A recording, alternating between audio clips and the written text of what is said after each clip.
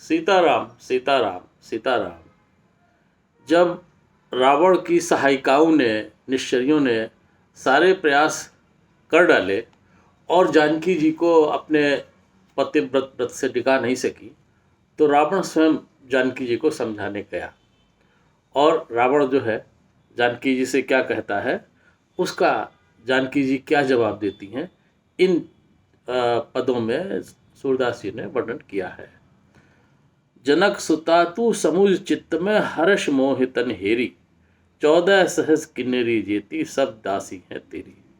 रावण जब गया सीता जी के पास तो कहता है, जनक सुता तू समुझ चित्त में हर्ष मोह तन हेरी।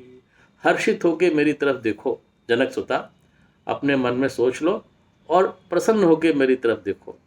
14 सहस किन्नरी जेती सब दासी हैं तेरी। और जो 14 सहस्त्र नारियां मेरी हैं वो सब की सब तुम्हारी दासी बन जाएंगी। जनक सुता तू समझ चित्त में हर्ष मोहित हेरी, 14 सहस किन्नरी जेती सब दासी हैं तेरी। आगे क्या कहता है सीता जी से, कहे तो जनक गेह दे पठबो अर्ध अलंक को राज। कहो तो जनक गेह दे पठबो अर्ध लंक को राज। आदि लंका अगर तू कहे तो मैं जनक जी के घर भेज दूं। कहे तो जनक गेह दे पठबो अर्ध लंक को राज, तो ही देख चतुरानन मोह तू सुंदर सिरताज। तो ही देख चतुरानन मोह तू सुंदर सिरताज। कितनी अच्छी उपमा रामर ने दे दी सीता जी को। कहे तो जनक गेह दे पठबो अर्ध लंक को राज, तो ही देख चतुरानन मोह तू सुंदर सिरताज। छाण राम तपसी के मोहे उठ आभूषण साज।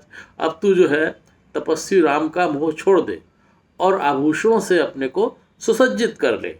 छाड़ राम तपसी के मोहे उठ आभूषण साज, 14 सहस तिया मैं तो को पटा बंधाऊं आज।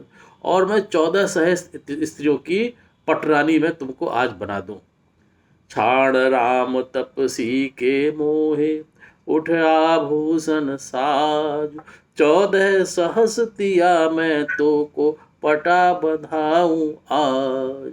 और जब इतने कठोर वचन, इतने शब्द रावण के सुने तो सीता जी की क्या स्थिति हुई है, आगे की पंक्तियों में सूरदास जी ने इसका वर्णन किया है।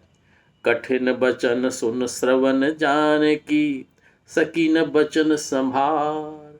इतने कठिन वचन सुन के जानकी जो है रोने लगी, नैनों से उनके आंसू बहने लगे और अपने शब्दों को वो संभाल नहीं सकी।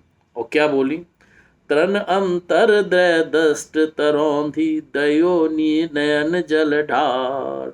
और तिनके की दृष्टि को, तिनके को अपनी दृष्टि और रावण के बीच में रखते हुए उन्होंने रोते हुए रावण से कहना शुरू किया, पापी जाओ जीभ गिर तेरी अजुगत बात बिचारी। हे पापी, तेरी जीभ क्यों नहीं कट जाती है, तूने इस तरह की अमर्यादित बात जो है कही है मुझसे। पापी जाओ जीभ गर तेरी अजुगत बात बिचारी, सिंह को भक्ष श्रृंगाल न पावे हो समर्थ की नारी। मैं तो समर्थवान पुरुष की नारी हूँ, राम बहुत ही समर्थवान पुरुष है। और कहीं शेर का जो शिकार होता है, शेर का जो भोजन होता है, क्या सियार को मिलता है, श्रृंगाल को मिलता है? तूने क्या सोच रखा है। पापी जाहो जीभ गर तेरी अजुगत बात बिचारी, सिंह को भज श्रृंगाल न पावे हों समर्थ की नारी। आगे फिर सीता जी कहती है रावण से, 14 सहस सैन खरदूषण हति राम एक बाण। 14 सहस्त्र जो सेना थी खरदूषण की, राम ने एक बाण से ही मार डाली थी। 14 सहस सैन खरदूषण हति राम एक बाण, लक्ष्मण राम धनुष सम्मुख पर काके रहिए प्राण। और राम लक्ष्मण के धनुष के सामने, धनुष बाण के सामने किसके प्राण बचेंगे। 14 सहस सैन खर दूषण हति राम एक मान। लक्ष्मण राम धनुष सम्मुख पर काके रहिए प्राण। मेरो हरन मरन है त्योरो स्यों कुटुंब संतान। मेरा हरण जो है, तेरा मरण है पूरे परिवार के साथ, कुटुंब और संतान के साथ। मेरो हरन मरन है तेरो स्यों कुटुंब संतान। जरि है लंक कनकपुर तेरो उद्वद रघुकुल भान। जैसे ही रघुकुल भान यानी भगवान रामचंद्र जी का प्राकट्य हुआ, वैसे ही तेरी लंकापुरी जल जाएगी और मेरा हरना तेरे प्राण हरने के बराबर है, तेरा मरना है, और वो भी अकेले नहीं, पूरे कुटुंब के साथ। मेरो हरन मरन है तेरो स्यों कुटुंब संतान। जरे है लंक कनकपुर तेरो उद्बुद रघुपुत भान। अब क्या हो भाई, रावण भी कुछ कहेगा इसके जवाब में। रावण क्या कहते हैं देखिए। तो को अवध कहत सबको ताते सहियत बात। हे सीता, तुझको अवध कहते हैं सब लोग, इसलिए मैं तेरी सारी बात सुन रहा हूँ। बिना प्रयास मारे हो तो को आज रैन के प्रात। और मैं बिना प्रयास के ही तुझे मार डालूंगा, आज रात में या प्रातःकाल होते होते। तो को अवध कहत सबको ताते सहियत बात। बिना प्रयास मार हूँ तो को आज रैन के प्रात। यह राक्षस की जाति हमारी मोह न उपजे गात। ये मेरी राक्षस की जात है, मेरे हृदय में किसी भी प्रकार का मोह नहीं उत्पन्न होता है, ये समझ लीजिए। मैं तुझे सुझे, अगर तूने मेरी बात नहीं मानी तो आज रात में या कल तक मैं तुझे अवश्य ही मार डालूंगा। यह राक्षस की जाति हमारी मोह न उपजे गात। परतीय रमय धर्म कह जाने डोलत मानुष खा। और अपनी अन्य विशेषताएं जो बताई उसने, परतीय रमय, दूसरे की स्त्री में मेरा मन रमण करता रहता है, दूसरे की स्त्रियों में सदा हमारा मन लगा रहता है। धर्म कहाँ जाने, धर्म और धर्म में जानता ही नहीं हूँ कुछ। और घूमता फिरता डोलत मानुष खात, और डोलते घूमते फिरते आदमियों को जिंदा खा जाता हूँ। यह राक्षस की जाति हमारी मोह न उपजे गात। परतीय रमय धर्म कहाँ जाने डोलत मानुष खात। जब रावण ने इतने गंभीर वचन कहे और अपना पूरा चरित्र बता दिया, अपने पूरे लक्षण बता दिए, तो हर भले आदमी को डर लग जाता है। सीता जी बेचारी क्या थी, एकदम से डर गई, कहीं वास्तव में ये जो कह रहा है वैसा करने न लगे। मन में डरी कान जिम तोरे मोहे अबला जिय जान। मन में डरी और सोचने लगी, अपने मन में सोचने लगी कि मुझको अबला जानकर ये कहीं कुछ गलत हरकत न कर बैठे।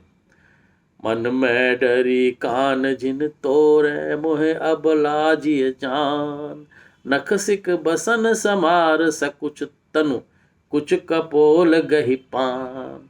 नख और सिख बसन, नख शिक और वस्त्र को संभाला उन्होंने, और संकोच से अपने पैरों और वक्ष को एक साथ मिला के हाथ सकोड़ के बैठ गईं।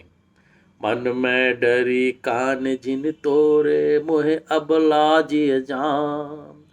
नख सिक बसन संभार सकुच तन कुछ कपोल गही पान।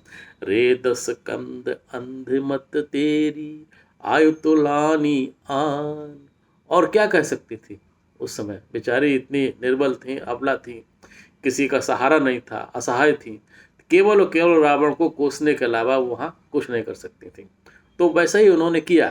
रे दस कंद अंधमति तेरी, अंधमत, तेरी मति जो है बुद्धि अंधी हो चुकी है, हे दशकंद, तेरी आयु तुलानी आन, और तेरी आयु अब समाप्त हो चुकी है। रे दस कंद अंधमत तेरी आयु तुलानी आन। सूर राम की करत अवज्ञा, डारें सब भुजमान। सूरदास जी कहते हैं सीता जी ने कहा कि तू राम की अवहेलना कर रहा है, राम की अवज्ञा कर रहा है, राम से तूने द्रोह किया है, और वो सारे की सारी तेरी बाहें जो है आके तोड़ डालेंगे आके। रे 10 कंद अंध मत तेरी, आयु तुलानी आन। सूर राम की करत अवज्ञा, डारे सब भुज भान। सूर राम की करत अवज्ञा, डारे सब भुज भान। डारे सब भुज भान, डारे सब भुज भान। सीताराम सीताराम सीताराम।